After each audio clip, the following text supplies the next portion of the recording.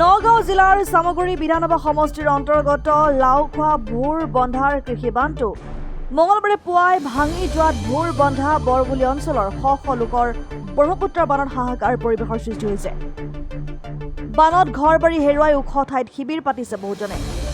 শিবিৰে সোমাই ৰাইজৰ দুখ দুৰ্গতিৰ খবৰ লোৱাত ব্যস্ত NSUIৰ নেতা তথা সাংসদ ৰকিবুল হুছেইনৰ পুত্ৰ তানজিল হুছেইনৰ।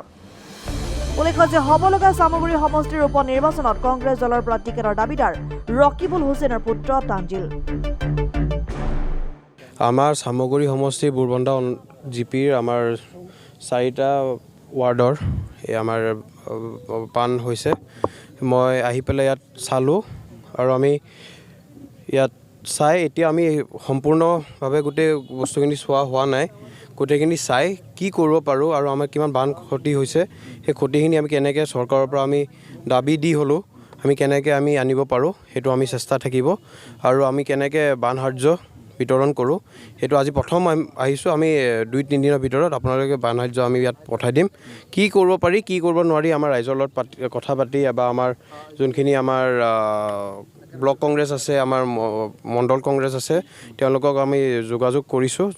আমাৰ গোটেই কংগ্ৰেছৰ যিমান আমাৰ কৰ্মকৰ্তা আছে গোটেইখিনি আমাৰ ইয়াত বান সাহাৰ্যৰ আৰু বান ক্ষতি হোৱা ৰাইজৰ লগত যোগাযোগত আছে আৰু যিমান যি কাম আছে কৰি আছে।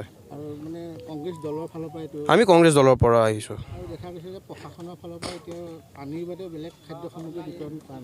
প্ৰশাসনক আমি এতিয়া দেখা পাইছিলোঁ যে যোৱা 10 বছৰ হ'ল বিজেপি চৰকাৰৰ 10 বছৰত 10টা বানপানী মই দেখা পালোঁ। আমাৰ সামগুৰি সমষ্টিতে আমি বহুতবাৰ মই আহিছোঁ, নিজেও দেখা পাইছোঁ। তেওঁলোকৰ বেলেগ একো কাম নাথাকে, তেওঁলোকে অকল মোবাইলটো ছুইচ অফ কৰি দিব বা বেলেগ মানে অযথাত কিবা মিটিঙত থাকে বা DC লৰ মিটিং এনেকৈ কৈ কাম নকৰে। কিন্তু আমি এতিয়া দাবী জনাম, প্ৰশাসনকো জনাম, আমি চৰকাৰকো জনাম যে ইয়াত ৰাজনীতি কৰিব নালাগে। এইটো সময় ৰাজনীতি কৰা সময় নহয়। আমিওতো ৰাজনীতি কৰিব অহা নাই। কিয় আমি ইয়াত যদি কোনোবা আমাৰ বেলেগ দলৰ মানুহ আছে তেওঁলোককো আমি যিমান পাৰোঁ আমি ভাল কৰিবলৈ চেষ্টা কৰিম।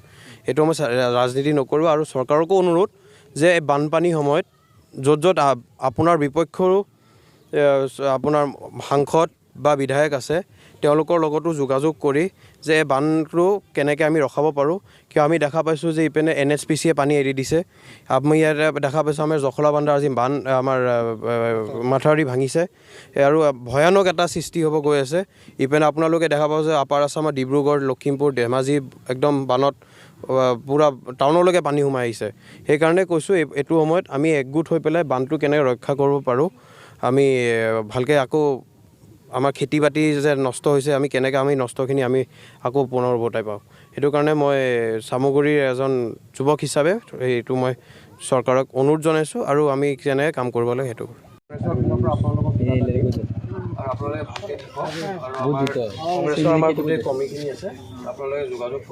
নগাঁৱৰ পৰা বিবৃতিবাৰ ৰিপৰ্ট, ডেমক্ৰেটিক আছাম। আমি চৰকাৰৰ লগত কথা পাতিলোঁ, চৰকাৰে যিমান যি কৰে আমি